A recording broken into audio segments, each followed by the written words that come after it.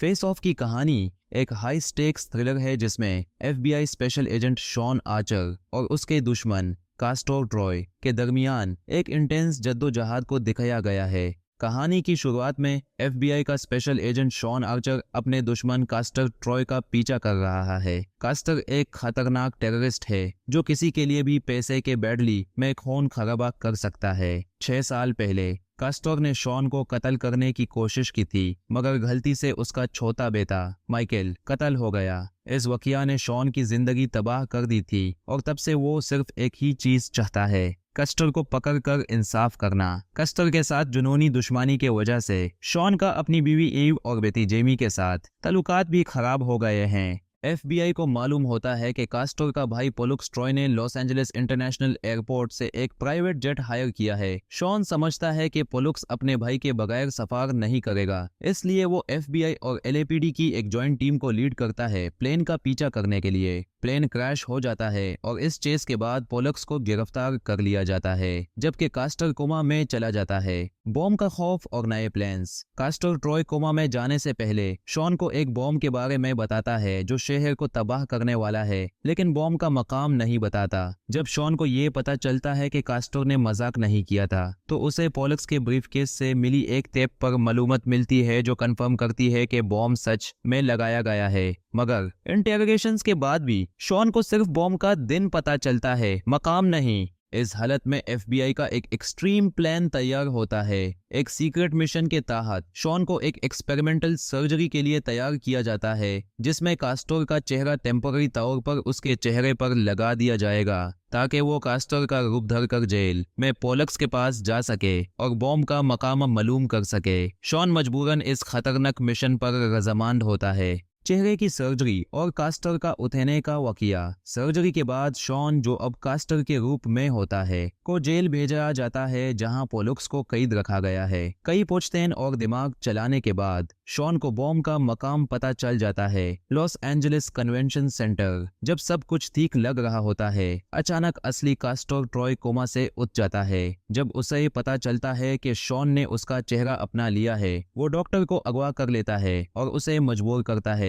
कि वो शॉन का चेहरा उस पर लगा दे। सर्जरी के बाद कास्टर डॉक्टर को कत्ल कर देता है और अब वो शॉन का रूप अपना कर उसकी जिंदगी में घुस जाता है। कास्टर का नया रूप और शॉन का फर्क। कास्टर, जो अब शॉन का रूप अपना चुका है, एफबीआई के अंदर शॉन के दोस्त और कॉलीग्स को बेवकूफ बनाता है, उनकी तारीफें लेता है और पोलक्स को जेल से छुड़वा लेता है। जब वो बॉम्ब का मकाम बताता है, कास्टर एफबीआई का हीरो बन जाता है। जब वो बॉम्ब को डिफ्यूज करता है और मीडिया में उसकी तारीफ होती है। दरमियान में शॉन, जो अब कास्टर का रूप अपना चुका है, को जेल से निकलने के लिए एक फरार प्लान बनाता है। एक खूनी जद्दोजहद के बाद वो वहां से फरार होता है और अपनी असली पहचान वापस हासिल करने के लिए कास्टर के पुराने लोगों के पास जाता है। अब शॉन को कास्टर का गैंग भी समझने लगता है कि वो असल में कास्टर है। शॉन उन्हें प्लान के जरिए आर्चर को कत्ल करने के लिए तैयार करता है। घर के मसाइल और कास्टर का जिंदगी का फायदा उठाना। कास्टर, जो अब शॉन बन चुका है, शॉन की बीवी ईव और बेटी जेमी के साथ उसकी जिंदगी में घुस जाता है। वो ईव के साथ इंटीमेट होता है और जेमी के साथ फ्लर्टी तरीके से बात करता है, जैसे वो उसकी अपनी बेटी ना हो। दूसरी तरफ शॉन को कास्टर का गैंग इम्प्रेस करने के लिए ड्रग्स लेनी पड़ती हैं ताकि वो उनका ट्रस्ट हासिल कर सके।